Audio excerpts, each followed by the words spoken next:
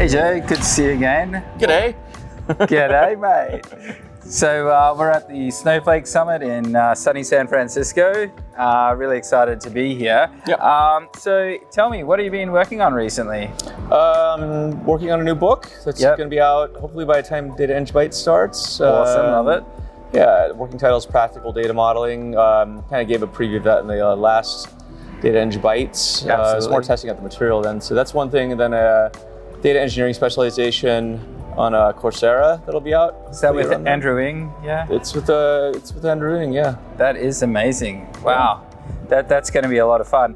I guess Andrew Ng, he's quite a big name in the generative AI space and stuff like that. Big name in the ML and AI space in general, yeah. Yeah, absolutely. Kind of the name, if you will. And so tell me, like, in terms of the state of data engineering at the moment, in regards to all of this stuff that we're seeing with generative AI, tell us a little bit more about what you see as the big challenges still today to be solved. Or I think that the big challenge, and something I've been talking about even at the last talk I gave last year, was I don't think there's a shortage of great tools out there, but I feel like our capability to use the tools to the fullest potential is being a bit shortchanged. So generative AI definitely, I think, could be an accelerant for greater adoption of tools, but we need to get back to basics, understand our craft, have the knowledge to know what works and what doesn't from, I think, a first principles basis.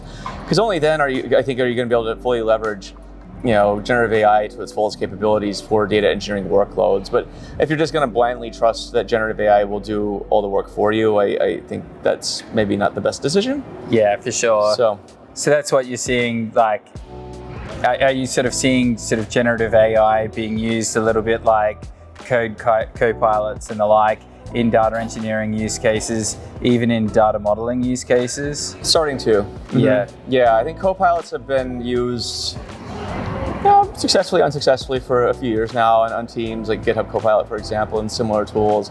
I'm starting to see a lot of teams integrating large language models into the data pipeline creation process itself. So make a prompt, get a data pipeline, also as well as built-in copilots for the code. But the results, I would say the accuracy of a lot of these models when it comes to SQL generation and pipeline generation and code generation is still, it's a very mixed bag.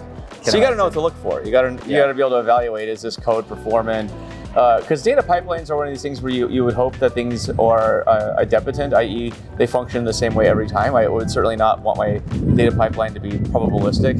Yeah. So that's maybe your audience, maybe they do. I don't know what they do in Australia, but yeah, it's all pretty chill down there. No, I think everywhere we kind of need accurate data pipelines, accurate data, and just whenever you think of generative AI or machine learning in general, when you get into the probabilistic space, doesn't always gel well with big enterprises that need to have a little bit of certainty as to what the outcome is going to be, and traceability, lineage, all of these sorts of things.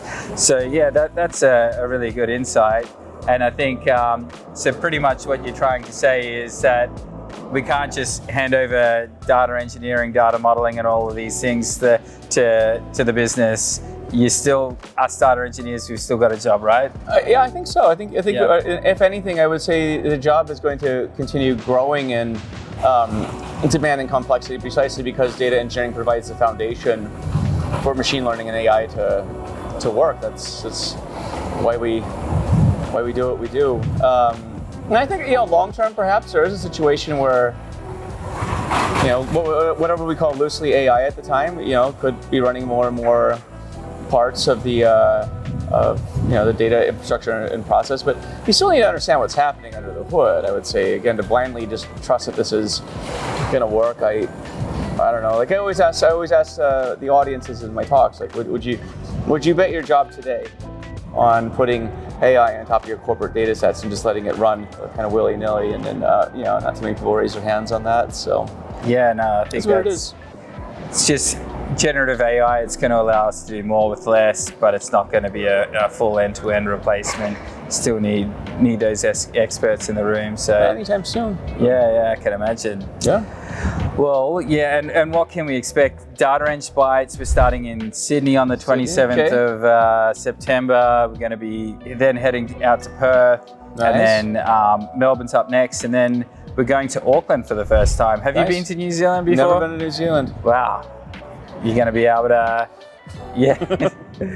Looking forward to it. It's a beautiful country. I'm a big fan. I'm actually going skiing in New Zealand in July. It's a really nice spot for skiing, actually. And yeah, it's just such a beautiful country.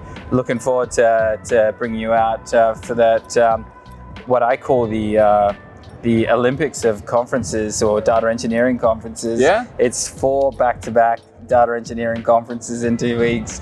You really need to have a lot of stamina. You certainly do. This is going to be your third time. Tour. Yeah. Yeah, come I'll on. be coming off of coming in from I think Europe that time. So yeah, straight off of Big Data London. That's going to the be plan right now. Yeah. That's a big one. How many people go to Big Data London? It's a lot. I don't even know the count, but it's full. It definitely looks quite busy. Yeah, it's tens of thousands of people from what I heard. So. Wow, that's huge. Yeah. Yeah. That's awesome. But, and so what can we expect at DataEngBytes? Bit of data modeling? A little bit of data modeling, probably some talks about AI, and yeah, well, I won't spoil the fun for you. You can wait and see what the talk is about, but or the talks will be about. Exactly. But hopefully, high quality talks for the audience. No BS, no fluff. Just straight shooting as always. So absolutely. Well, thank you so much, Joe. Thanks, buddy. Yeah. We'll chat soon. Thanks. See you in Australia. Yeah. Welcome to America. Thank you. Cheers.